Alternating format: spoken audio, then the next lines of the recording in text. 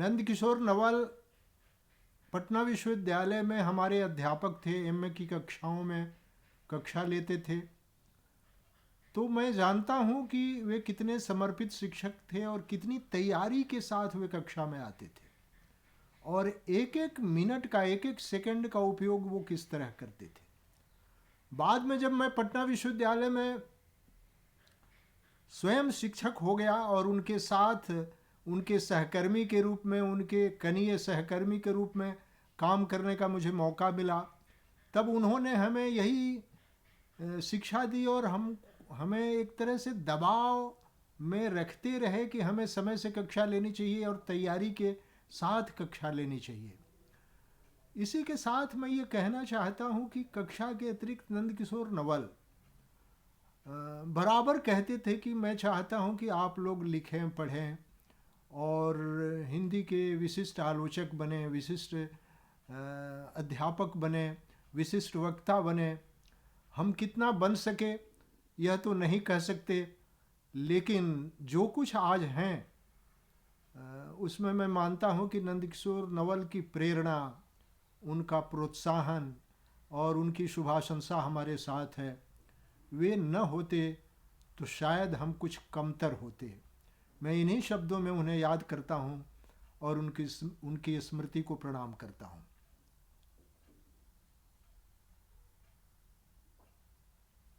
उनके व्यक्तित्व के बारे में आप कुछ कहना चाहेंगे? वो किस तरीके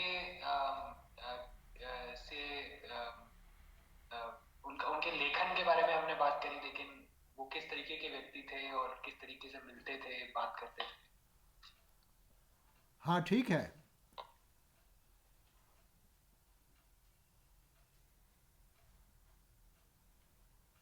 नंदकिशोर नवल का व्यक्तित्व बहुत ही सुंदर था। वे सुदर्शन व्यक्तित्व के धनी थे। खूब गोरे, लंबे, सर पर घने बाल, बहुत बढ़िया सूट पहनते थे। कुर्ता पाजामा और धोती कुर्ता भी बहुत बढ़िया पहनते थे और साफ सुथरा रहते थे। उनके उठने बैठने, उनके कपड़े लत्ते, हर चीज़ में एक परिष्कार था। उस परिष्कार के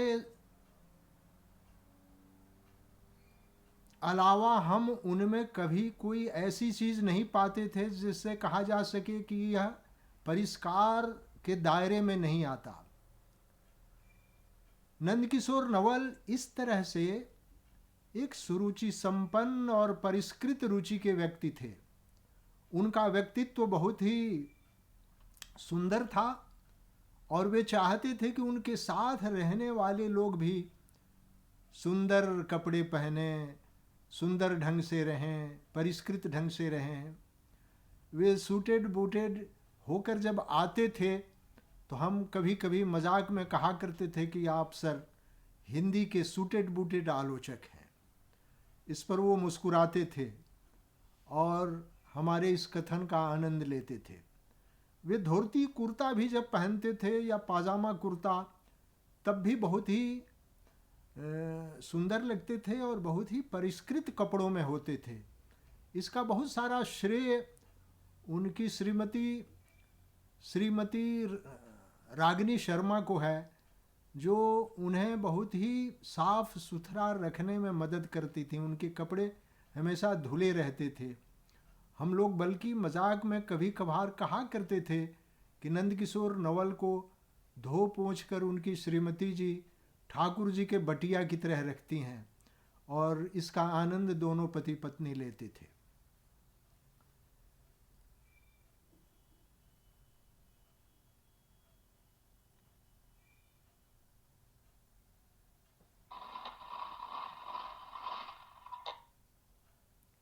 जी, बहुत सुंदर।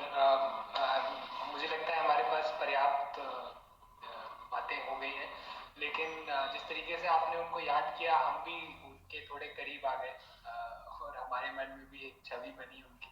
चलिए, बहुत बहुत शुक्रिया शुक्रिया। शुक्रिया शुक्रिया।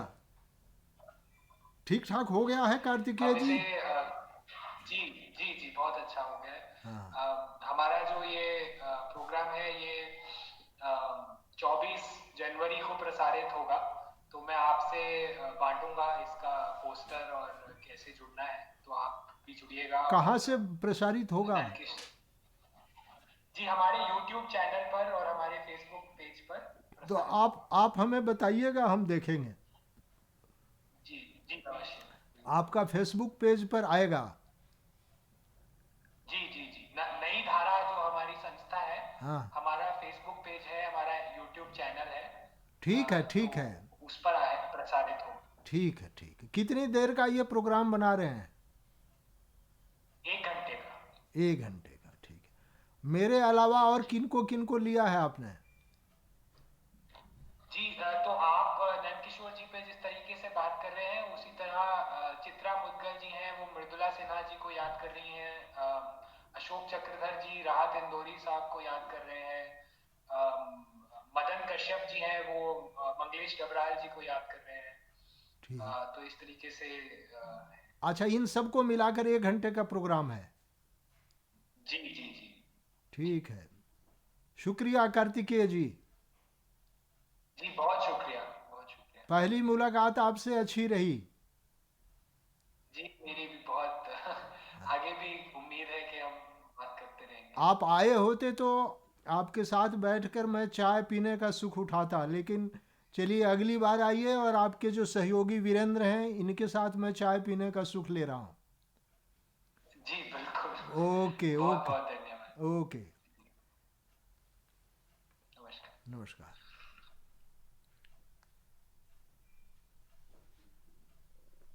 हो गया।